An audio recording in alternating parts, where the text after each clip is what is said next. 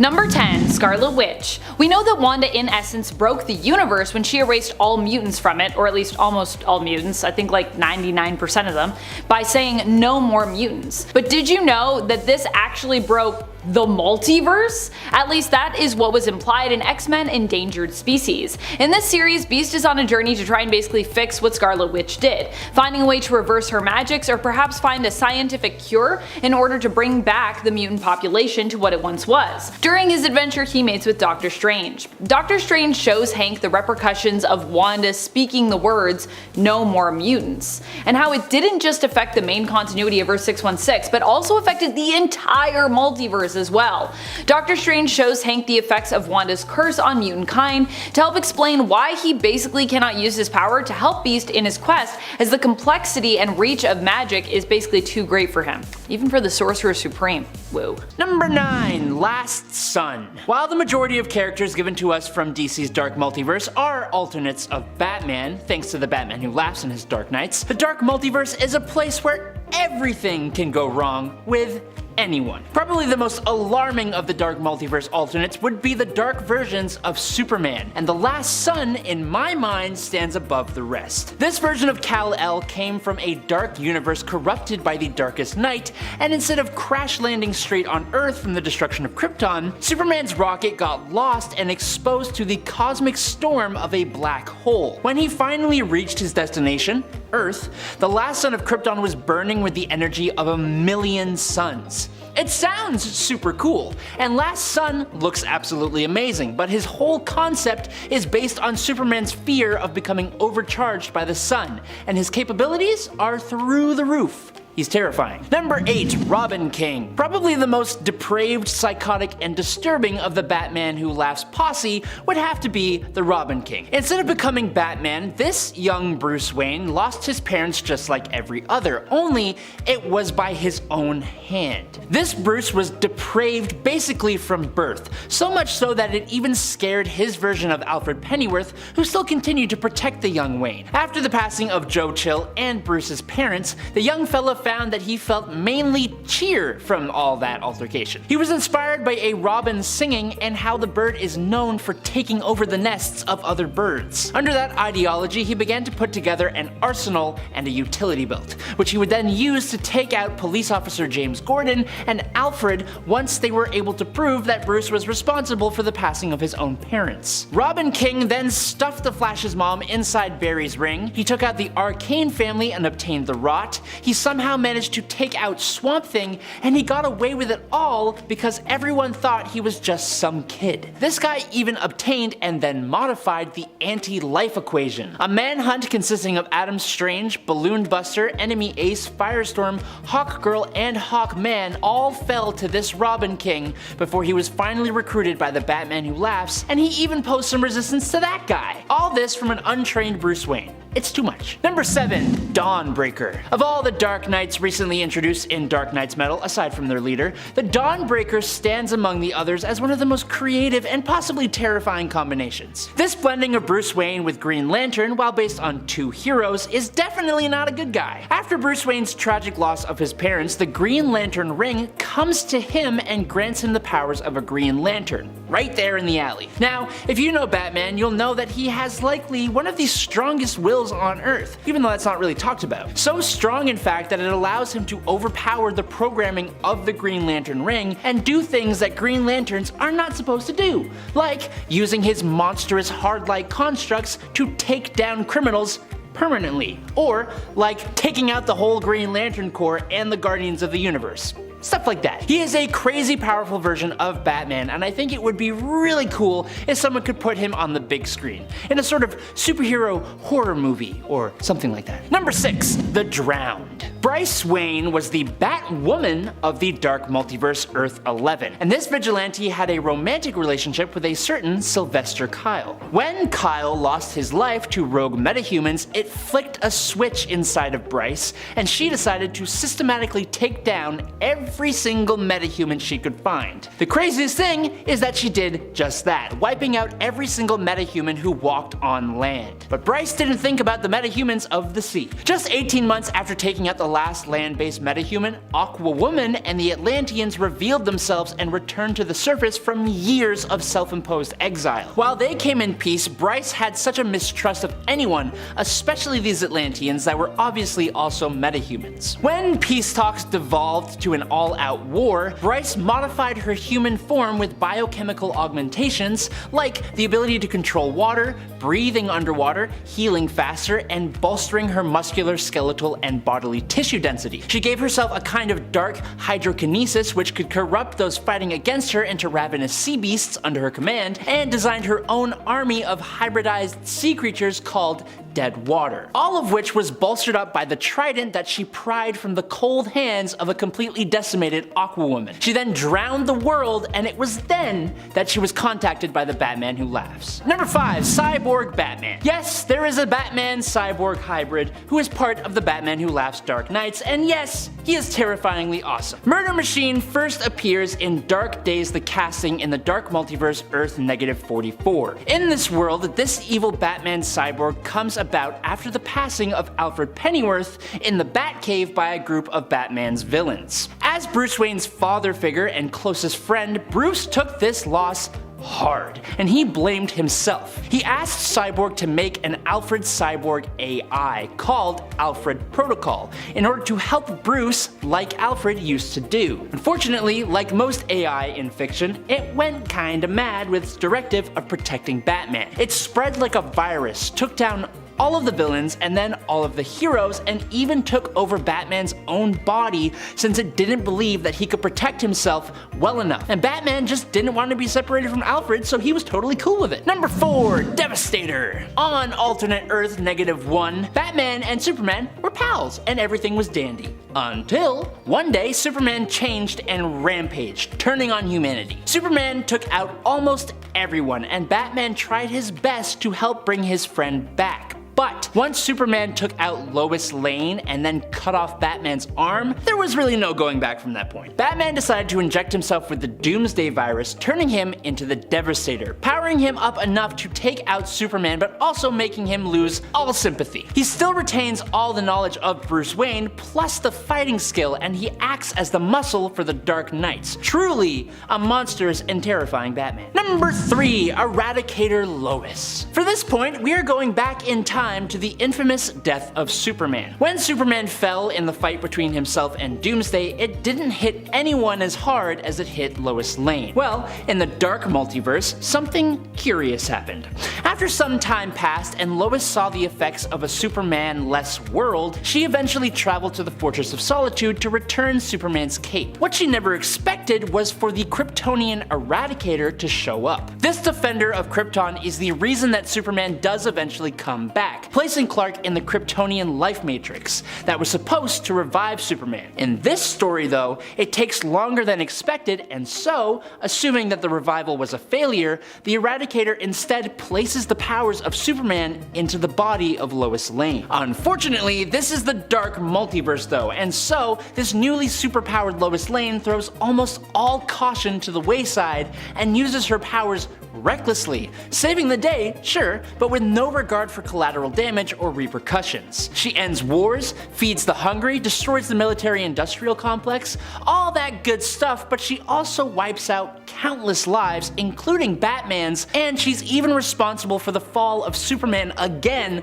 when he does finally return. The whole story is pretty tragic, but that also makes it one of the best ones to come out of the Dark Multiverse, in my opinion. And at number 2 is the Scarlet Witch. There was a whole era in Marvel Comics pretty much focused on how the Scarlet Witch is such an extremely powerful reality warping character. Now to be fair, she kind of became the villain during that time, but normally Wanda Maximoff uses her chaos magic for the betterment of others. But that's no fun, so let's talk about when she became an Avengers level threat. In Avengers Disassembled, after being accidentally reminded of her children, she brought back Jack of Hearts' body from the grave and used it to blow up the Avengers mansion, taking the life of Scott Lang. She made Tony Stark feel the effects of drinking even though he hadn't had a single drink. She made the Vision attack the Avengers with Ultron robots, causing She-Hulk to go into a rage, and then she made the Avengers fight an invasion of Kree warriors that she created with her magic, and Hawkeye sacrificed himself in that fight. She then created duplicate duplicates of the Avengers to fight them, and fast forward a little while, and she literally created a whole new reality where mutants were dominant and Magneto was the ruler of the Earth. And at the end of that arc, she revived Quicksilver, made Magneto's mouth disappear,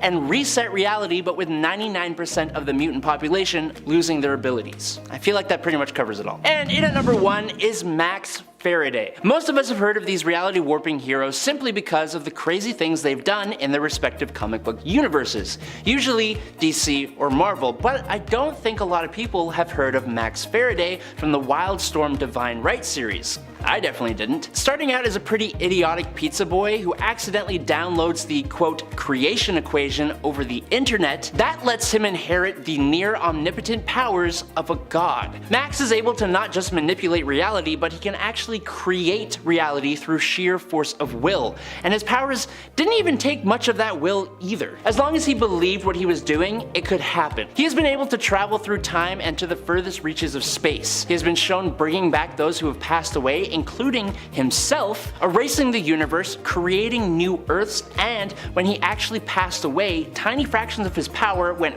hurtling through time and space and became the orbs of power that themselves could grant individuals with their own reality warping powers. Now, I only just learned about this character and wanted to share with you lovely people, so that's why he is in at number 1. Starting in at number 10 is Dr. Manhattan. Calling Dr. Manhattan a superhero almost feels kind of wrong, but I wouldn't call him a villain either. He's kind of like just a force of nature, or like a force of space and time. Honestly, a couple of the characters on this list do kind of fit into that category. I guess when your godlike abilities let you see all the events of your life simultaneously and the interactions between molecules, then your priorities are far and beyond the simple premise of good and evil, I guess. At the end of the Watchmen story, Dr. Manhattan leaves Earth and flies off to go and create life of his own. So that's the kind of power we're dealing with here. But as we're talking about warping reality, Manhattan is responsible for DC's rebirth. During the events of Flashpoint, when Barry Allen and Pandora tried to revert the Flashpoint universe back to how it originally was, Manhattan saw it all happening and interfered, removing 10 years from the timeline, creating the New 52 universe. He was blamed as the reason for DC trying to reboot their continuity. His molecular, atomic structure, time, and space manipulation all come together to let this character mess with our concepts of reality on the daily. Number 9. Miles and Gwen married. I love this reality. It's one that might seem odd though when you think about what is actually able to happen here. In reality 8, two heroes from different worlds ended up in a relationship and they settled down and even got married. This reality is believed to be an alternate future of Earth 65, where Gwen hails from normally. Here, Miles and Gwen ended up getting married, settling down, and even having kids together. They are also both celebrities in this world thanks to their superhero status as both Spider-Man and Spider-Woman respectively. Their two kids also grow up to become superheroes, joining this Earth's multiversal superhero Spider-Verse team, the Amazing 8. The team includes the whole family, both Miles and Gwen and their children, Spider-Boy and Spider-Girl, as well as Spider-Ham, Spider, aka Penny Parker, an alternate version of Jerry Drew, son of Spider-Woman Jessica Drew, and an alternate Spider-Woman who is also an alternate Kraven, or possibly a member of the Kravinoff clan. Number 8. Earth X. This is an interesting one. Thank you to Zocker JHD for the suggestion on the part 1 in this series, and for reminding me of this amazing world. Earth X is a really dramatic world with some really beautiful artwork from Alex Ross. Earth X was created by both Ross and Jim Krueger. In this reality, everything ties back pretty much to the Celestials, Deviants, Eternals, superpowered humans, mutants, Inhumans, even Mephisto ties back to the Celestials here. Here, Mar-Vell ends up acquiring power through Kronos. This grants him cosmic awareness, which allows him to see the full extent to which the Elders of the Universe and the Celestials were involved in manipulating the entire cosmos. He allows himself to die so that he can enact a plan to stop the Elders. Eventually, Mar-Vell is granted the Enigma Force, even in death, and sets out to stop the meddling of the Celestials and the Elders, planning to free all those who have died by killing the Elder Death. Because yeah, Death is an Elder of the Universe here. Number 7. Mangaverse. There have actually been a few different universes that involve Evolve manga, and in fact a few different Marvel mangas that I myself have stumbled upon in bookshops. I really want to read the Deadpool manga if I'm being honest. But for this list we're focusing on Earth 2301, also known as the Mangaverse. The main one, that is. The Mangaverse first appeared in 2002 in Marvel Mangaverse New Dawn issue number 1. Although I actually think there was an earlier version of it that did appear, but I think they kind of reset it and like changed the number a little bit. So yeah, it's been going on since the early 2000s though, which is quite some time. And also, what a time. I feel like that's when I started getting into manga, the early 2000s, so makes sense to me. Number 6. What if World War II was fought in outer space? A classic what if tale, one that imagines what if Sergeant Nick Fury fought World War II all the way up in space. And of course, instead of the fight being just against the Axis and Germany, the Howling Commandos in this issue are also taking on aliens. This alternate reality comes from the 1977 What If series in issue number 14. This is the first volume of What If. In issue number 14, the reality comes to be as the answer to the question, what if Sergeant Nick Fury had fought World War II in outer space? The aliens in question that they are also fighting here are known as the Baytans, who have joined forces with Baron Strucker. This issue seems to be inspired by a love of other prominent sci-fi properties of the time, including Battlestar Galactica and Star Wars, which are also both mentioned on the cover. Good way to get you to read the comic. They're like, do you like these things? You'll like this what if! Number 5. Marvel Anime. I don't know what's weirder, really. The Mangaverse of Marvel or the anime universe, which also exists. That's right, Marvel made anime versions of some of their most famous characters. The anime universe did not last long though, only having one season that was 12 episodes long, because yes, this is an actual anime I'm talking about. It ran from 2010 to 2011. Honestly, I kind of want to watch all of it after seeing only like a little part of the first episode. It is very anime, right down to the intro, and also some of this animation looks pretty good, I gotta say. The first episode is about Iron Man, whose origin is more in line with his MCU one than his comic book counterpart here. In this reality, Iron Man is basically looking to retire and is kind of looking into building armor suits that he could use to replace him. However, when the villain Scorpio appears on the scene, he is forced to take action as the hero, Iron Man. Number 4. Captain America married Iron Man. Or rather, I guess I should say Iron Woman? In this reality, Tony wasn't Tony, but instead was born Natasha Stark, being born a woman. Natasha would grow up to become the hero Iron Woman and would actually fall in love with Captain America, and eventually marry him. Because of the success of their romantic relationship, the first Civil War never happened in this reality. There was a superhero registration program, however, but no one argued over it, and it was actually started by this universe's Reed Richards. This Earth is known as Earth 3490 and is an alternate one that Mr. Fantastic glimpses while perusing various realities where the first Civil War had a different outcome. Number 3. Marvel Apes, also known as the Apeverse or the Monkeyverse. Monkeyverse. In this reality, all the heroes and villains of Earth that you are used to seeing are all apes or monkeys. Also, heroes and villains actually die in this reality. In fact, if a villain is captured and brought to justice, they are demanded to reform, and if they actually choose to refuse that, they end up being beaten by heroes until they are, well, permanently defeated, let's just say. Also, the Captain America of this universe ended up being frozen in an iceberg and replaced by Baron Blood. So in this reality, the invaders were actually all transformed into vampires. Years later, Gorilla Captain America is thawed and must join the fight against the vampires of the world. It's got apes, it's got monkeys, it's got vampires, it's got everything. Captain America teams up with the Ape Vengers, and after defeating the vampire invaders, takes on the role of team leader. Number 2. Avengers Mech Strike. The Mech Strike universe is just an odd one because in this universe, all the Avengers operate with mechs. Oh, and they had to team up with Thanos in an effort to stop Kang. Oh, and in this reality, Kang wiped the floor with Thanos. When you think about it, all of these things are pretty weird occurrences. However, I will say I do like the look of the mechs in this universe. Truly, the designs here feel like something I want to own in a collectible form of some kind. I have some of the mech Lego sets from Marvel and Lego, and I feel like the Mech Strike reality in and of itself would make for a cool series of sets, or you know, maybe one giant set with all of the mechs in it. That would be pretty cool. The reason that the Avengers in this reality get mechs in the first place is because they figure out the best way to defeat Kang's biomechanoids is to suit up up in their own vibranium mech suits that Iron Man dubs biomechanoid response units. Although I gotta be fair and also mention that T'Challa was actually the one to figure this out, so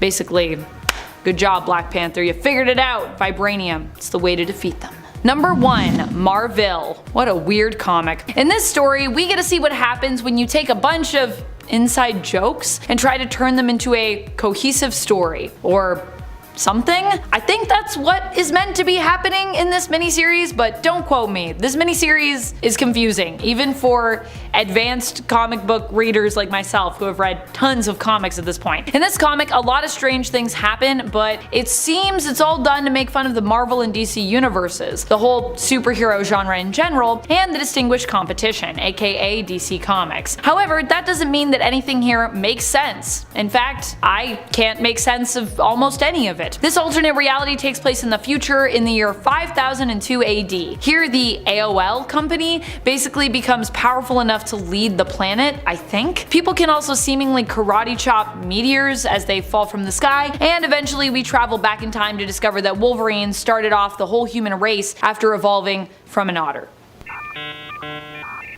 That's really what happens in it, I think.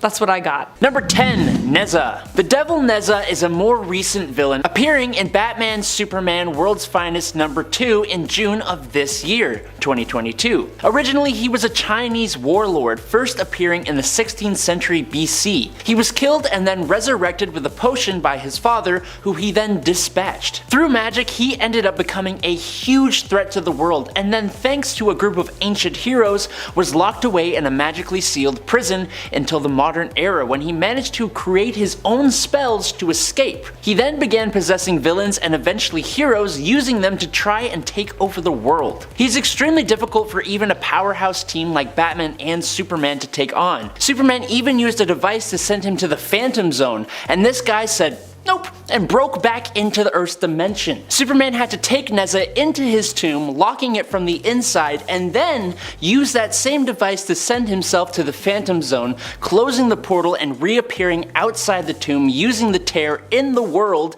and the Phantom Zone's reality that Nezha created to get back to the other heroes. I really hope that wasn't too confusing, I think it was, but just read this story. Batman and Superman fused together into a singular hero. It's super cool and super worth it. Number 9. Larval Earth. Larval Earth is one of the names given to the homeworld of Spider-Ham. Here all superheroes and supervillains are anthropomorphic creatures. This world is also similar in its style to classic animated slapstick cartoons such as Bugs Bunny. In my book, the cartoon physics involved here also makes Spider-Ham one of the most powerful Spider-Man alternates around, as he can pretty much survive almost anything and never really has to fear dying. This Earth is designated Earth 8311. Number 8. The Cancerverse. The Cancerverse is a reality that almost threatens to take over the rest of the multiverse, if you can believe it. In this universe, life finally beat death, which was completely eradicated. Now, while this might sound pretty good on paper, I mean, not dying sounds pretty great, in practice it actually was not so great. This is because of the manner in which it was eradicated, and also because without death, there is nothing to keep life in check, so it kind of runs rampant and becomes terrible. The universe as a result became corrupted, basically turning into a living corpse. This reality came to be because Marvel's Captain Marvel made a deal with the Many-Angled Ones to cure his cancer. As a result, this universe ended up being infiltrated by the Many-Angled Ones, who are basically like the elder gods of Marvel Comics, and they bent the entire universe to their will. Number 7. Marvel Zombies. While it might seem kind of atypical to pick Marvel Zombies for this list, it still is a world that I cannot believe exists. It's so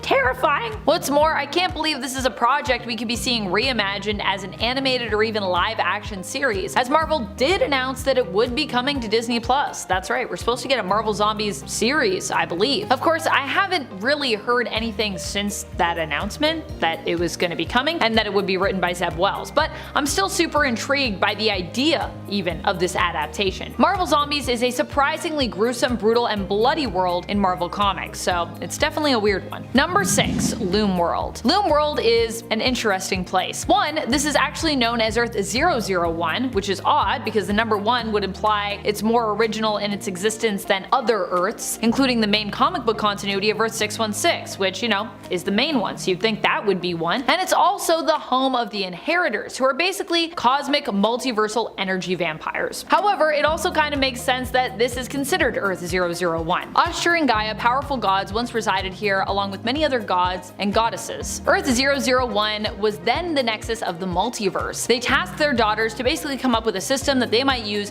to map out the multiverse, since, you know, that was the nexus. Their daughter, Shathra, created the Great Hive, while their daughter Neith created the Great Web. Between the two, Neith's design was preferred. However, this caused Shathra to rage. Becoming consumed by her jealousy, Shathra turned monstrous and became focused on devouring the protectors of the multiverse, who we'd come to know as spider totems. That's the story of the Spider-Verse. Well, not entirely, but that's a part of it. Number 5. Magical Girl. Not the name of this reality, but it's what I'm calling it. The original Penny Parker is already a wild enough and super cool character in the Marvel multiverse. But of course, Marvel had to go even further with this alternate version of Spider-Man by also making an alternate version of this alternate, turning her into a magical girl? In Marvel's Contest of Champions, there is an alternate version of Penny who is said to hail from Earth 23. In this reality, she met a magical creature which granted her powers, turning her into a magical guardian and warrior. She fights against evil with the power of friendship and love. Sound familiar to you? Initially, the Earth she hailed from, Earth 23, was also known as the Mangaverse, which would make sense, but the number for the Mangaverse would actually later be changed to Earth 2301. So now Earth 23, I guess, is just like another Mangaverse, but only in Contest of Champions, is a thing. Number 4. Ruins. Probably one of, if not the bleakest Marvel universes in existence. Ruins leaves me reeling every time I return to it. What can be said of this reality that I haven't said already? It was made to be kind of the antithesis to the normal Marvel fare, the opposite of the main continuity, if you will, and really, it did succeed there. No power comes without some level of disturbing sacrifice or tragedy in Ruins, which is what makes it so terrible, but also, in a way, kinda great because it is very different. I don't know if it's different in a good way though. Number 3. Doctor Who Universe. Doctor Who actually exists in the Marvel multiverse, if you can believe that. This is because back in the 80s, Marvel actually published a series based on the famous television series of the same name. The comic was known as Doctor Who Monthly. The universe in Marvel that the Doctor exists in and hails from is known as Earth 5556. And while Doctor Who may now be a property whose comics are published by Titan Comics, the fact still remains that because Marvel did have the rights in the 80s, technically the Doctor does exist in the ever-expanding Marvel multiverse. Somewhere out there, the Doctor's running around, working on timey-wimey, time-traveling stuff, which is pretty wild to think about. And within that series itself, other alternate universes were also explored that are likely also tied to the main Marvel Doctor Who universe, the continuity, the Earth of 5556. So in a way, there is like a Doctor Who multiverse that exists within the Marvel multiverse. Multiverses on multiverses. And there you go. There's a single multiverse at least that exists within a multiverse. Woo! Number 2. Hostess Snacks. If you can believe it, there is a whole reality based off of the advertisements in Marvel Comics. That's right, that's a thing! The Hostess Snacks advertisements. This is a wonderful world where heroes simply use snacks to defeat their villains, who are often all just kind of riled up because they're hungry. That tends to be part of the themes of the stories often. Sad, really, but I get it. When I get really hungry, I know I definitely feel like a pull towards the dark side is coming from within my stomach, and I am drawn towards committing crimes. I have to resist. I reach for that Hostess snack. I'm like, I feel better. In this reality, heroes would use various Hostess snacks to appease and often redeem their enemies. Sadly, not every character here lived a happy life, and the golden sponge cake alternate Spider-Man of this reality did end up being one of the many who was killed during Spider-Verse by the evil inheritor known as Morlun. So sad.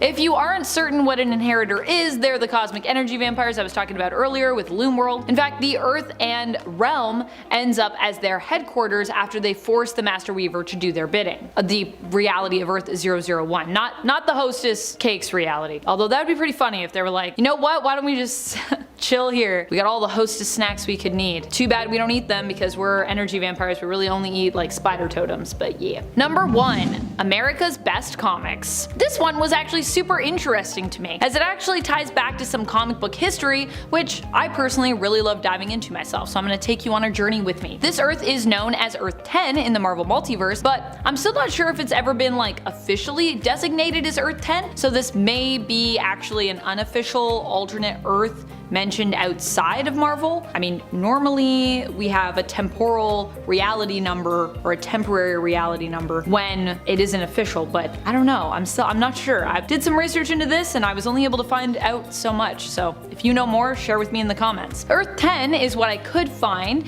this world designated as, official or not, as being the home of America's Best Comics, which was actually a Wildstorm imprint created by Alan Moore, which is pretty crazy to think. Now Wildstorm is an imprint at DC, but before Wildstorm was its own thing, and then America's Best Comics was an imprint there. America's Best Comics had multiple series under its umbrella, one of them being, get this, a comic called Top 10, which was not a series about this channel, but instead a unique take on a police procedural, which took place in a city where everyone had superpowers, a sort of like citywide kind of retirement community for superheroes from across the multiverse, across the omniverse you might even say. Among those spotted there was Marvel's famous Wolverine, whether the Wolverine from the main continuity or the Wolverine of Earth 10 or the Wolverine from somewhere else, we don't really know. The other interesting thing is that DC characters also apparently appeared, although I'm not sure if any of the characters to appear from the big two, at least not initially, were actually official, or if they were just characters that looked very similar, but you know, we never really said their names. DC would end up acquiring Jim Lee's Wildstorm, and with it Alan Moore's imprint of America's Best Comics, or ABC as it's sometimes referred to. This was controversial as well at the time, as Moore had actually sworn at that point to never work with DC again, but apparently Lee had only found that out after he had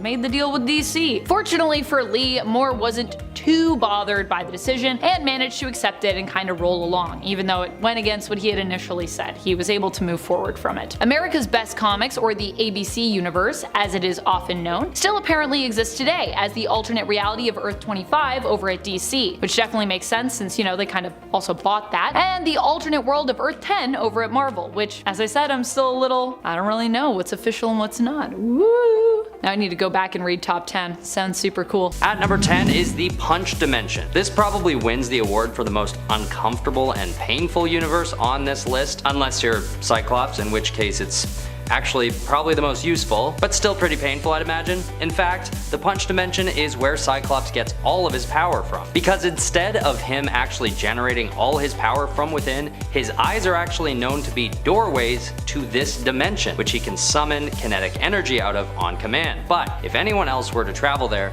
they'd probably die immediately. Honestly, Cyclops probably would too. To think that there's just a dimension out there that consists of pure concentrated kinetic energy and nothing else is definitely bizarre, if not terrifying. Number 9. Legion. David Haller, the estranged son of Charles Xavier, is a very powerful mutant. He's also quite unique in the huge gallery of Marvel mutants. David has hundreds and hundreds of mutant powers that each belong to a separate persona and can be good or bad. For the purpose of our video today, there are several personas of David that come to mind. The first is straight up the Legion, which he describes as, quote, real me, and has been called a god mutant by the mutant magic. The Legion is able to both warp reality to his will and manipulate time, which he used to create the Age of Apocalypse and eliminate the Elder Gods of Limbo, which is a huge feat. Then there is the Weaver, who is a big old brightly lit spider-like creature that has the ability to change, morph, and otherwise refabricate reality itself, but it's one of the only personas that he can neither coax into his service nor assimilate with. There is also X, or Moira, that takes the form of Moira McTaggart and was able to best Professor X in psychic battle and warp reality, single-handedly creating the Age of X, where David would be seen as a hero and placed herself as the mother of David, which is a huge mind mess. While it's not really manipulation, the personality time sync can manipulate the flow of time,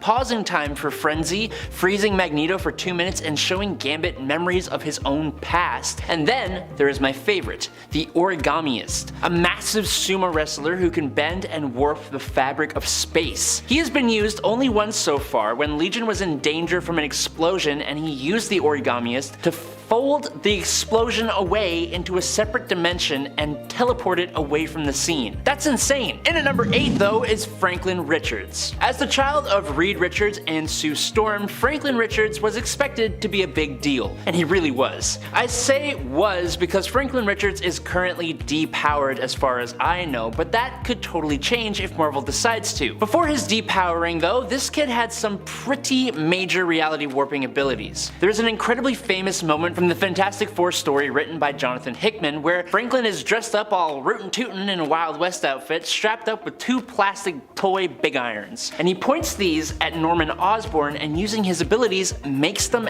actually fire. It's insane. He has been shown to create a pocket universe, create life doubles of someone, bring back the dead, and create entire planets. Franklin is one of the most powerful beings in the Marvel universe, so much so that the Celestials even fear him. And it's not just simple reality warping. In that same Fantastic Four story, Franklin's older self went back through time to train his younger self and protect the Fantastic Four, and he made Galactus his herald in a comic book moment that will literally knock your socks off. I'm really hoping that over time his powers are returned and he does some more really cool stuff because he's always been one of my favorite characters. Number 7, Dr. Fate. I think it's somewhat safe to say that magic is pretty much reality warping, and if it's not, then there are spells that are performed by Dr. Fate that are definitely reality warping. On his own, Kent Nelson is an accomplished sorcerer and has some knowledge of the mystic arts, but the majority of Kent's powers come from Naboo through the Helmet of Fate that grants him vast magical powers, including reality manipulation, matter manipulation, and time traveling. He has rolled back the borders of the space-time continuum, and even though it's not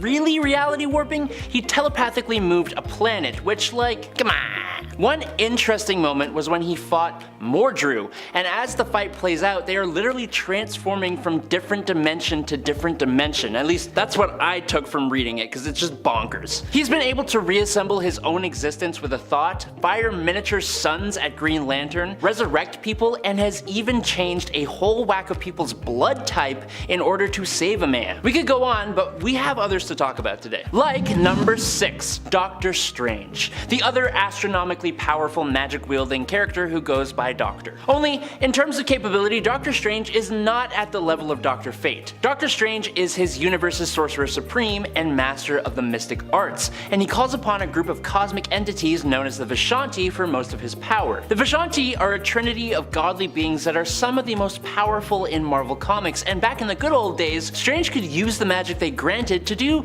basically anything he wanted to. His usual mystical abilities include energy blasts, telepathy, transmutation, astral forms, invisibility and intangibility, telekinesis, flight, shields, illusions, time manipulation, elemental manipulation, teleportation, and then whatever random little spell he pulls out of his sleeves when a writer needs to do something crazy. In the Marvel What If series though, we actually see Strange Supreme, who is like regular Doctor Strange but on a different level. He was able to destroy his entire universe and ate a galaxy-destroying attack launched by an Ultron who possessed the Infinity Gems. But like I said, between him and Dr. Fate, Fate is coming out on top like 9 times out of 10. Number 5, the Spectre. The Spectre itself is actually a cosmic entity and is the physical manifestation of God's vengeance on Earth. But this spirit or entity needs to be permanently bonded to a human soul in order to manifest itself. Jim Corrigan, a fallen Hal Jordan, and then Crispus Allen have been the main 3 humans to be the host for the Spectre. The Spectre though is one of the most powerful, magical, and cosmic entities in the DC creation. But while the Spectre's power unchecked is nearly unlimited and is capable of shattering universes, he is generally limited by the presence to a lower level of power to prevent the power from corrupting him. But don't think that makes him a chump. The Spectre has the power to do pretty much anything. The Spectre is nigh omnipotent, he has the capability to alter reality, literally erasing people from existence. He can alter his size to grow to any height,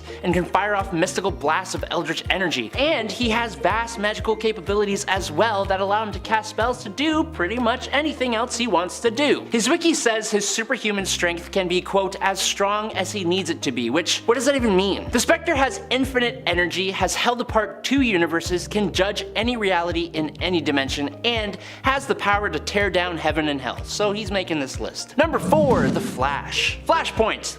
It's kind of the only thing we gotta talk about when saying that the Flash breaks reality. But this all comes from the Flash's ability to utilize the Speed Force, through which he can mess around with time itself. That's what happened in Flashpoint when Barry Allen went back in time and prevented the passing of his own mother, which is an act we can probably all understand. But unlike the rest of us, Flash can alter time, and when he did this, it created a whole other branch reality where the world and even himself were way different. Now, granted, this altercation of reality wasn't entirely on purpose, but the fact that he did it means he can also do it again, and he did when he tried to restore reality back to the way it was supposed to be. Sure, he didn't do that, but that's thanks to Dr. Manhattan. Or we could even talk about Wally West, who has an even greater control over the Speed Force, and he could and has messed around with it enough that given the right story, he could totally alter reality to whatever he wants. For a hero who started off as being someone who just runs really fast, he kind of sure as hell became a threat to our reality. Number 3, Divinity. Abram Adams, otherwise known as Divinity, is an incredibly powerful godlike hero who appears in Valiant Comics. And it's rather interesting how much he is like, but also unlike, Dr. Manhattan. Knowing full well his level of power and the impact his actions could have, he doesn't really involve himself in human level issues, letting us instead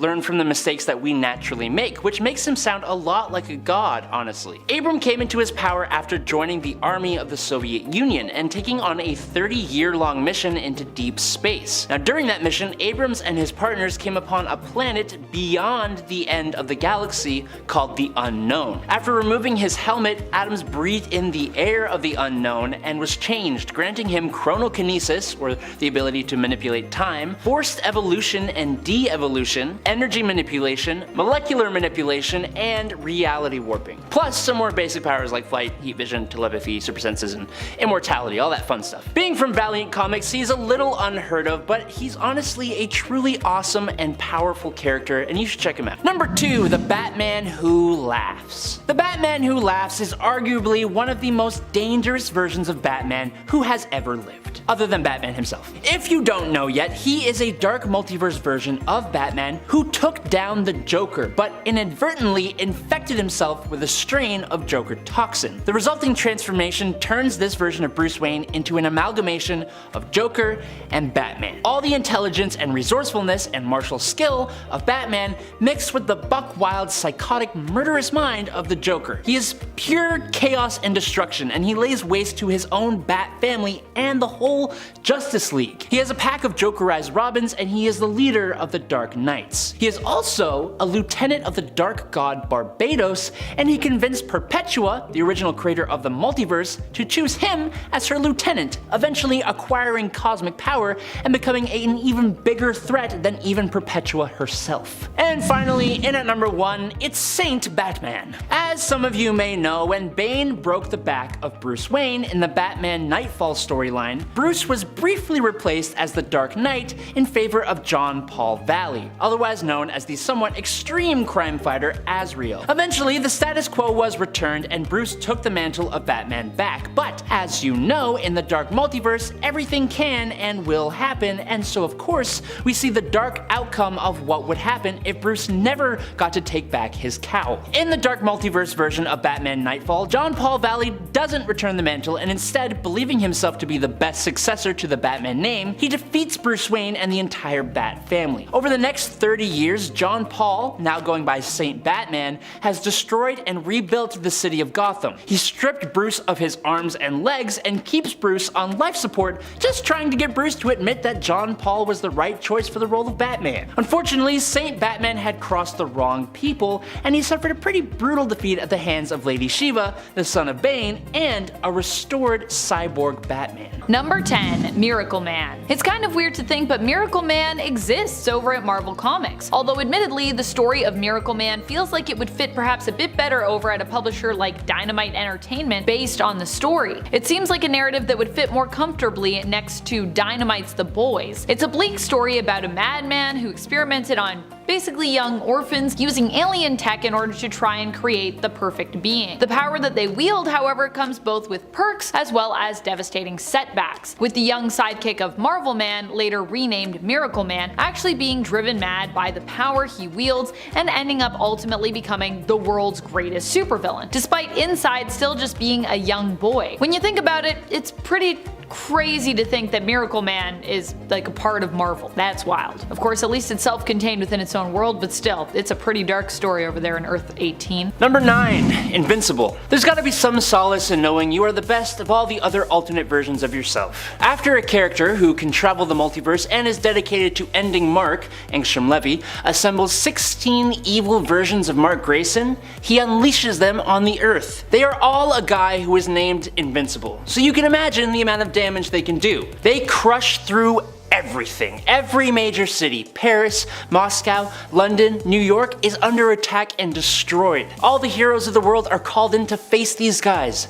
Just one version of Mark was able to take out the whole of the Guardians of the Globe, only being stopped by Rexplode, who literally destroys himself to take one out. By day 3, 8 of these Marks are still alive and have the world in ruins. It was all because Angstrom promised them larger multiversal empires that they could conquer, and that's what they plan to do. Number 8. Dr. Manhattan. Dr. Manhattan could be seen as someone who fixed the multiverse, or as someone who broke it, depending on your opinion. Well, yes, Flash started off Flashpoint and seemingly fixed everything, but then also it kind of resulted seemingly in the creation of the New 52. Dr. Manhattan was also involved in the New 52's creation, using his mega reality warping powers to do so. And we're actually led to believe in Doomsday Clock that Dr. Manhattan, not Flash, was actually the mastermind behind it all, with the death of Green Lantern Alan Scott. I would say that both Dr. Manhattan and Flash together are really responsible for the creation of the New 52 continuity. Like, I think it's fair for us to just like let them share that, which for better or worse, or maybe a bit of both, changed a lot of things. Dr. Manhattan actually made this attempt to fix the multiverse in order to prevent a superhuman World War III, which he believed would result in the destruction of all reality. In a way, New 52 was once again a sort of like break it to fix it thing. For DC, it was their way of cleaning up the continuity, but in doing so it also led to a lot of confusion, as now you are completely changing the narrative, so people who were following prior to that and had things changed on them are just gonna be pretty confused. I know, I get confused all the time, and literally it's my job to know this stuff. So thanks, but also maybe no thanks, Dr. Manhattan? Number 7. Mr. Fantastic. Hey, if you're gonna destroy every universe in an infinite multiverse, this is the way to do it, I guess. After Galactus met his bitter end, an even worse threat by the name of Abraxas came on the scene. Comic book characters can never just have a day off, apparently. Abraxas corrupts a bunch of different versions of Nova, cuts short the life of multiple more versions of Galactus, and went up against the Earth 616 Fantastic Four because you can apparently go on a terror spree across multiple different universes, taking out cosmic beings, but 4 superpowered humans from Earth will just give you a pause. After Franklin Richards used his powers to revive Galactus, who stole the Ultimate Nullifier, the most powerful weapon in the universe, that is just a weird, flat French horn looking thing, it was dropped while in a fight with Abraxas and landed at the feet of Reed Richards, who picked it up and, seeing no other choice, activated that little sucker. In Fantastic Four number 49, the universe was rewritten with Abraxas having never existed at all, and everything was just all hunky-dory, so it's actually pretty good. Number 6. Doctor Strange. I mean, yeah, we gotta have Doctor Strange on this list, right? After the events of No Way Home and Multiverse of Madness. Although at least Doctor Strange wasn't explicitly responsible for everything getting weird in the multiverse during MOM. He was more there trying to find a way out to fix it, but also by doing things that, you know, you're kinda not supposed to be doing as a magic user. Like, you know, reanimating the dead and possessing them. But hey, that's Strange for you. He breaks the magic rules when he needs to. And because he's not Sorcerer Supreme right now in the MCU, he's actually kind of more free to do so, which I personally like. I know there's a lot of people that are like, but he has to be Sorcerer Supreme, and I'm like, no, then he can break all the rules and probably won't matter as much. The breaking of the Marvel Cinematic Universe began back in Loki, with the major divergence from the sacred timeline, which created a ton of splinters.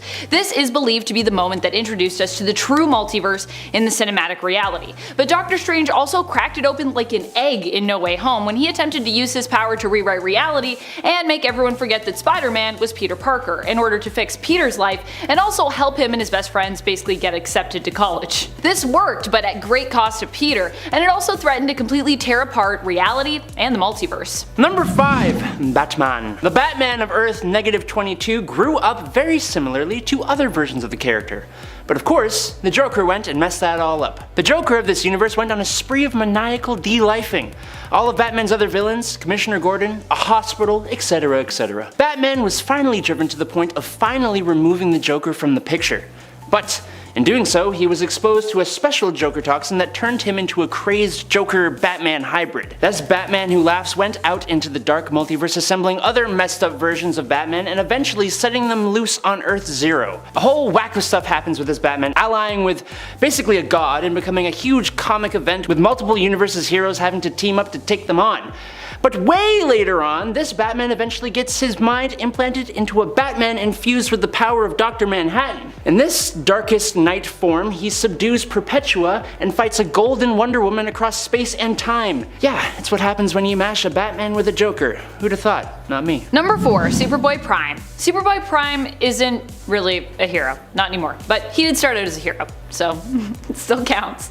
He just basically became corrupted by losing his entire world and being trapped in like an extra dimensional reality, which started as paradise, but then eventually kind of like began to feel like a prison to him. Which honestly, I mean, fair enough. That would make me a villain too. I mean, it sounds like it would be a lot.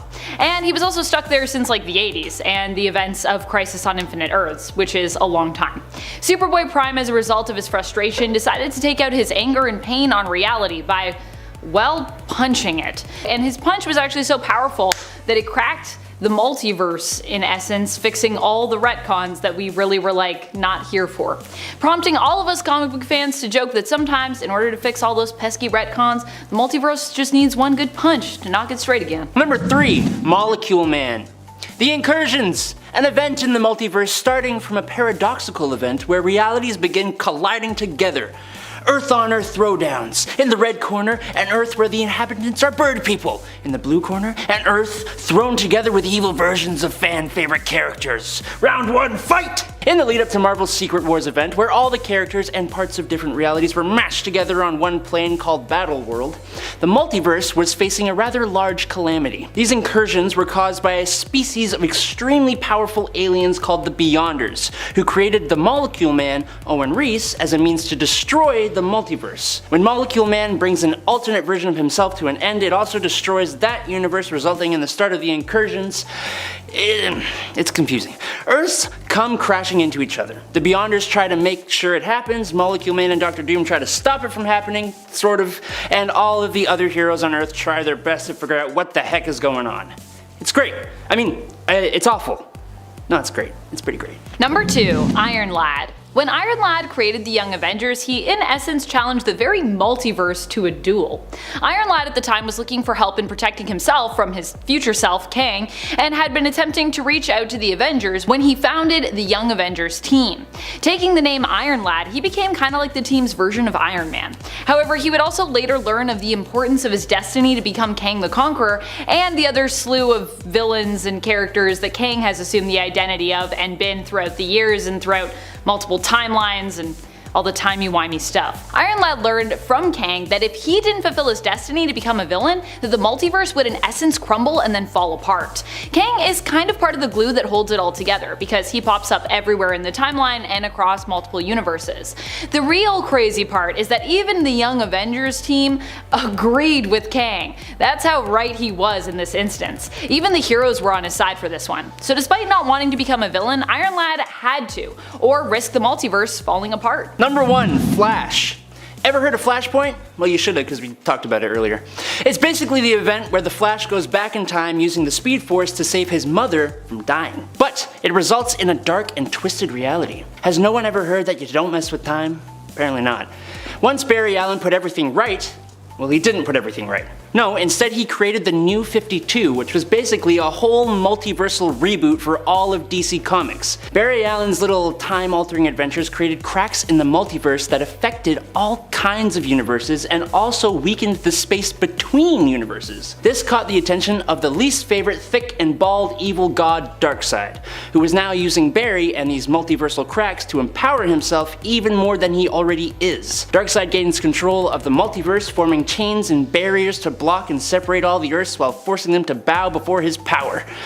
Can someone please tell Flash to just stop? Number 10. Amalgam. The Amalgam universe is one of my all-time favorites when it comes to odd Marvel worlds. It exists as a bridge between both the Marvel multiverse and the DC multiverse. To this day, I still cannot believe Amalgam was allowed to happen. And it gives me hope that maybe one day we could see a live-action crossover film or TV series between the big two publishers of Marvel and DC. The Amalgam universe first appeared in a series of 12 one-shots that were all part of the DC Marvel crossover event. Right near the end, they all kind of came in. The Amalgam universe doesn't have one designated number, as both Marvel and DC have their own assigned numbers for this Earth. Also, the Amalgam universe only existed in print for 2 short years, from 1996 to 1997. Rest in peace. However, I still hope to one day see its return in print or on the big screen. Fingers crossed. Number 9. Ultron. Ultron is an interesting addition to this list, and one I'm not sure how people will feel about. Destroying reality is a big task to undertake, and while Ultron's goal isn't really complete destruction of reality, the sheer unrelenting nature of the villain leads us to believe that it is entirely possible. And we have seen him grow to be powerful enough to do it. I'm kind of specifically talking about the Ultron we see in the Disney Plus What If series. This version of Ultron was successful in loading himself into the body of Vision that he created. Thanks to this, he was successful in launching the world's nuclear arsenal and wiping out most of the life on Earth. But this is where I start to believe he could wipe out reality, because now that he has successfully done what he had to do, Thanos shows up and is like, "What up? Give me that Mind Stone." And Ultron is like, and he just splits Thanos in half and takes the rest of the Infinity Gems, gaining access to an omniscience that drives him, eventually, to destroy all life in his universe and then spread into the multiverse, battling Uatu the Watcher through the Nexus of Reality. If you haven't watched this series, just please do it. Number 8. Mr. Mxyzptlk. Although the 5th dimensional imp known as Mr. Mxyzptlk has reality warping powers that could bring the end of all things, he usually only uses his powers to annoy and have fun with his favorite superhero ever, Superman. He's more of a harmless nuisance than a real supervillain, but we have proof that if he had just one bad day, he could likely bring ruin to the whole DC multiverse. In the famous Emperor Joker story, we get to see what exactly would happen if the Clown Prince of Crime himself got his hands on the reality warping powers of this imp. He tricks the little guy into granting the Joker 99.99% of his power, and with it, Joker turns the whole universe into his playground. It's a wild ride that does actually end in Joker pretty much destroying reality. Luckily, Mr. Mxyzptlk, with the help of Superman, does find a way to return his power and fix everything. But just knowing what he can do to our reality is enough to send shivers down your spine. Number 7. The One Below All. The One Below All is a relatively recent addition to the comics, but the idea of the entity isn't, as we have known about the One Above All for a while, and his mere existence begs the question of who inhabits the opposite side of the spectrum. Thanks to the Immortal Hulk, we now know, and it is utterly terrifying. He resides in the Below Place, and his power has been manifesting itself for decades in the form of gamma mutates like the Hulk. In the story, we do get a brief glimpse of what could actually happen if the embodiment of destruction and nothingness were to be set loose on the multiverse. Basically, the One Below All completely takes over the body of the Immortal Hulk, and using this body, he brings an end to the current version of the multiverse, destroying literally everything and everyone over billions of years, including the very essence of life and the multiverse itself. So that when the multiverse is rebirthed into its new version, it is the last time it can truly even happen, with the Hulk / One Below All / Breaker of Worlds consuming everything to grow to a massive planetary scale, wiping out all of existence. But thanks to some time / reality traveling bugs, this does not come to pass. But it could, and that's all you need to know. Number 6. The Anti-Monitor. Billions of years ago, with the creation of the multiverse, when a scientist named Krona, a guardian of the universe on the Green Lantern world of Oa, tried to use a device that would allow him to witness creation itself. A massive explosion occurred which altered the creation of the universe itself, giving birth to the multiverse. Among the countless alternate realities created in this incident was the antimatter universe, the birthplace of the Anti-Monitor, the embodiment of evil, who seeks to conquer all of existence, and his brother the Monitor, who embodies goodness and watches over life. Now, the Anti-Monitor is a being of extraordinary power who feeds on the energies of destroyed universes. These energies further increase his power, allowing him to manipulate reality and even travel through time. He can also unleash his energy as bolts or shockwaves to attack his opponents. He, or it, or however you want to refer to this monster, also has an army of shadow demons from the antimatter universe at his command. However, the extent of the Anti-Monitor's power is dependent on his energy levels, which can be drained in order to weaken him. Still, only another cosmic being like the Monitor or the Spectre is capable of opposing the Anti-Monitor at full power, and even they need help from some of DC's top heroes to put him down for good. Number 5, the Gentry. Have you read Multiversity? It's probably the most confusing way to explain a multiverse ever, but whatever. The main big bads from that book would be the Gentry. They are a group of powerful beings led by the Empty Hand, a mind-bogglingly powerful entity who feeds on dead multiverses and is the right hand of the Great Darkness, who himself is the antithesis to the Presence, who is basically DC's god. They hail from a place outside of the multiverse, said to be the opposite of everything natural, and they are basically all the villainous archetypes taken to their extremes. Intellicatron is the mastermind, Dame Merciless is the femme fatale, Demogorgon is the zombie horde, Lord Broken is the madhouse, and Hell Machine is like the brute. And they are all absolutely mind-bendingly bonkers. They wield a power called the anti-death equation, which is a power that twists and disfigures the fabrics of reality. It's been used to revive deceased individuals and corrode living ones in a process called gentrification. I just really hope that I got that explanation right, because it was kind of difficult to understand. Number 4, the Beyonders. Okay, for starters, these guys are a race of beings from outside the multiverse, just like the last one. How that works, I do not know, but what I do know is that these beings are basically like scientists, conducting experiments on a multiversal scale. They created the singularity of Molecule Man in all universes specifically to destroy said universes. They have been shown to defeat the Celestials, Eternity, Infinity, Lord Chaos, Master Order, the In-Betweener, and even the Living Tribunal throughout all realities at once.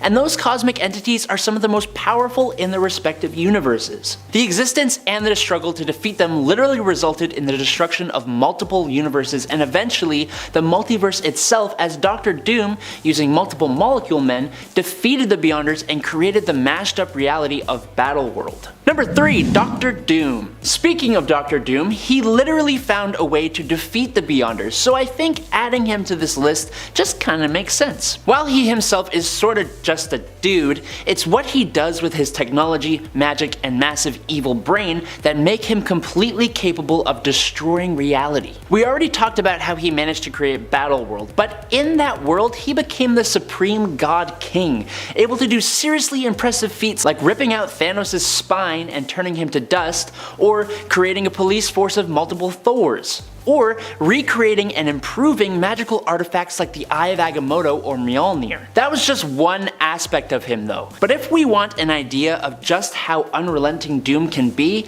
let's talk about the Marquis of Death. The Marquis was a supremely powerful villain who actually took Doom as his apprentice, and then left the Earth and took on a new apprentice. When he returned to Earth, the Marquis was disappointed by Doom's many failings at the hands of the Fantastic Four, and so he turned Doom's heart to stone, his blood to acid, and then, with his apprentice, sent Doom back millions of years in time where he was eaten by a megalodon. Now it turns out that Doom survived all of that, then spent millions of years studying black magic and the dark arts, changing every molecule of his own body and becoming that same apprentice that just helped the Marquis of Death. He then revealed himself, told the Marquis to shut the hell up, and took him off the playing field in a swift move. Number 2, the Darkest Knight. Okay, so by this point, most of you nerds out there know who the Batman Who Laughs is. A Batman who has been infected by the Joker toxin and gathered other Dark Universe versions of Batman,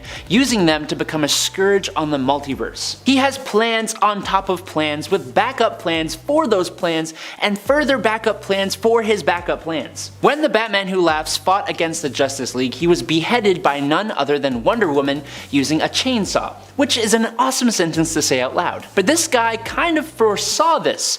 So he found a reality where Bruce Wayne discovered the comedian's button from the Watchmen series and created an intrinsic field generator. The evil Batman then locked this Batman in that machine and basically turned this Bruce Wayne into Dr. Manhattan. He then lobotomized this Bruce Wayne and then kept him locked far away, hidden from everyone except his knights. So now that he was beheaded, his knights took his brain and transplanted it inside the Manhattan Bruce Wayne, meaning that the Batman Who Laughs got the powers of Dr. Manhattan, who is basically a multiversal level god. He became the Darkest Knight, killing Perpetua and fighting a golden armored god Wonder Woman across time and space.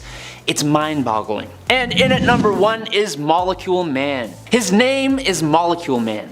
Can you guess what he can do? Owen Reese, Molecule Man, possesses the ability to mentally control, transform, and manipulate the molecules of all matter and energy, seemingly on minor and massive scales. He can bring inanimate objects to life, like making a brick wall walk, but then he has also been able to effortlessly recreate an entire galaxy in his base regular form. He has dropped an entire mountain on the Avengers, and even Galactus fears this guy as he knows that he could destroy the Devourer of Worlds with a simple thought. He can transmute matter to whatever he wants, turning air into glass, which kind of beats Doctor Strange's water into wine thing in Multiverse of Madness. He can become pure energy if he wants to, and he can create literal wormholes in space, essentially making him move faster than light. He has defeated his own creators, the Beyonders, who literally created him as a singular entity, but the same across all universes, to act as a reality-destroying bomb, essentially. It is debatable, but I believe he may be the most powerful character in the Marvel Multiverse. Starting off the list today at number 10 is Red Death. The Dark Multiverse was given to us largely by telling the story of multiple different versions of Batman who have each been twisted into a corrupted, villainous version of Bruce Wayne. Brought together by the Batman Who Laughs, the Dark Knights are basically like an evil collection of Batman from across the Dark Multiverse, each one standing in or representing a member of the Justice League. Arguably one of the most popular of these Batmen would be Red Death, an evil Bruce Wayne with the powers of the Flash. In his dark reality, Bruce Wayne was pushed to the limit after losing so many of his sidekicks, which should be a good reason for why he should stop recruiting younglings to be his Robins, but I digress. Believing that he needed to be more brutal in his crime fighting, and that he would be better at using the Speed Force than Barry Allen, Bruce took down Flash's rogues, took their equipment, and then used it against his fellow Justice Leaguer. Batman then strapped Barry to his Batmobile, fused it together with the Cosmic Treadmill, and then he drove it all into the Speed Force, absorbing Barry and his powers. Bruce, now empowered with the Speed Force and much more evil than he should be, became the Red Death and joined with the Batman Who Laughs and his Dark Knights. At number 9 is Marvel Noir. On Earth 90214, all of the most popular heroes get their own retellings through the lens of the 1920s and 1930s era. And although I think this is a really cool idea, some of the characters that get their own noir makeovers just come off as a bit bizarre. A few of them give me that uncanny feeling where I can't tell whether the steampunk aesthetic is really cool for them or just doesn't work as smoothly as others, like the noir Iron Man or the pirate portrayal of Namor. But overall, we do end up with Spider-Man Noir, who has become a well-known alternate version of the hero, especially after being voiced by Nicolas Cage in the Into the Spider-Verse animated film. Don't get me wrong, I actually think this universe is really cool, but it's also very weird, hence why it's made it onto this list. At number 8, we have the Pocket Universe. This one is definitely a bizarre concept that really puts things into perspective on and off the page. Franklin Richards, son of Reed Richards and the Invisible Woman, has some really powerful abilities, and in one instance in particular, he shows what he's capable of in a really impressive way. The young boy harnesses the dimensions of space, time, and reality to develop his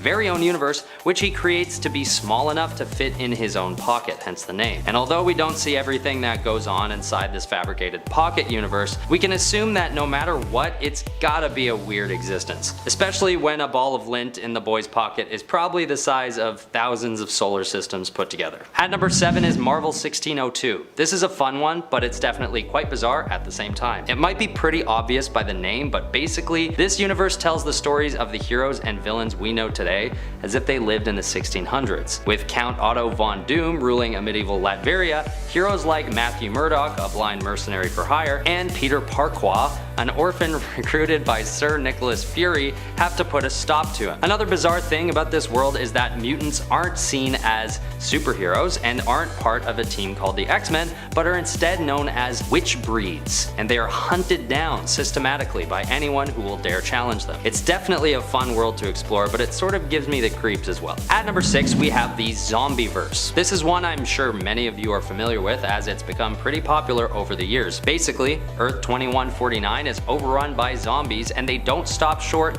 of turning superheroes to the ghoulish side as well as humans. What we end up with is a whole universe with superpowered zombies jumping and flying around, trying to destroy everything in their paths, including their former teammates and lifelong friends. It's a strange place that puts into question the integrity of superpowered beings and sort of tarnishes the dignity of all our favorite heroes all at once. But it's all in good fun in the end, and we get an exciting, gory, and very weird read as a result. At number 5 is the Amalgam Universe. This is a strange one because it outlines the event of a what-if scenario where Marvel and DC characters are mashed into hybrids. In Marvel vs. DC number 3, characters from Marvel's Earth 616 and DC's New Earth morph together, leaving us with some pretty cool but ultimately just flat out weird characters, like a Superman Captain America mashup and Iron Man getting a power ring turning him into Iron Lantern. And of course, with these newly powered up amalgam heroes, there also has to be a mashup version of the two different worlds' villains too, right? So we get Thanoside, a very cleverly named mashup of Darkseid and Thanos. What makes this universe so weird is that it's a very rare example of the two comic book companies coming together in unison. And the resulting contents are just as bizarre as this rare partnership is. So there you have it. The Weird World of the Amalgam Universe at number 5. And at number 4 is Weird World. I feel like there's no need to explain why this one ended up on the list given the title. But weirdly enough, Weird World isn't actually that weird, all things considered. Weird enough to make it on this list, but I still feel like they had an opportunity to make a world so weird that they clinched the number 1 spot on this list. But still, it's a weird one. I am tired of saying that word. It's a Marvel universe that features magical creatures like goblins, dragons, and zombies. And there are just perpetual battles going on there between gods representing dark and light. It's hard to tell how it ties in with Marvel superheroes, so in the context of the Marvel multiverse, it's definitely weird and a bit out of place, but it also just seems like a typical medieval fantasy landscape to me. It's almost weirder that this world doesn't really match its name, but I guess weird is weird. At number 3 is the Marvel Apes universe. Featured in the Marvel Apes miniseries, this alternate universe naturally features ape people versions of all the heroes we know and love, and everybody else for that matter.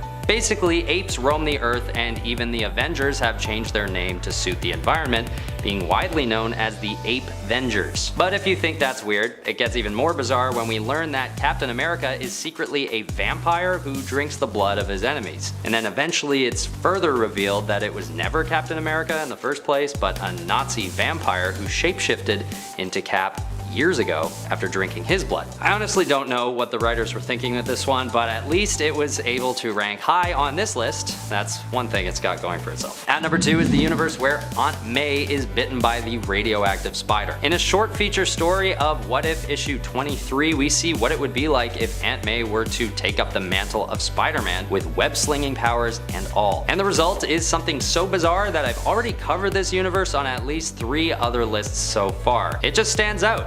And not necessarily for the right reasons, always. I think they sort of lose me when Aunt May starts using the dough from a bread loaf she's baking as a weapon, but this is one of the best examples of the fun that writers can have with the concept of a multiverse, where basically anything goes as long as it's set in another universe, which is kind of a blessing and a curse for Marvel all at the same time. At least Spider-May is paired up against Leapfrog, because if she successfully took down any truly reputable villain with her dough lasso, I think I'd have lost a decent chunk of respect for Marvel, if I'm being completely honest. At number 1 is the Larval Earth universe. In this world, all the Marvel heroes and villains alike have evolved into cute and cuddly animals, with characters like Daredevil, Nick Fury, and the Agents of Sheep. There's no wonder why this universe exists as a one-off, although it may have been just weird enough that it went full circle and became kind of iconic. I mean, the ironically popular Spider-Ham, aka Peter Porker, also comes out of this alternate universe, so there's that. Larval Earth is probably the weirdest universe to actually be considered part of the official Marvel canon, and with villains like Kangaroo the Conqueror, Sand Manatee, and Magsquito, readers are left wondering whether or not this whole multiverse concept is going too far. But personally, I think the odd, fun, and weird universe never hurt nobody. I mean, who could be mad at Black Panda? I mean, that's not much of a stretch considering he's normally named after an animal, right?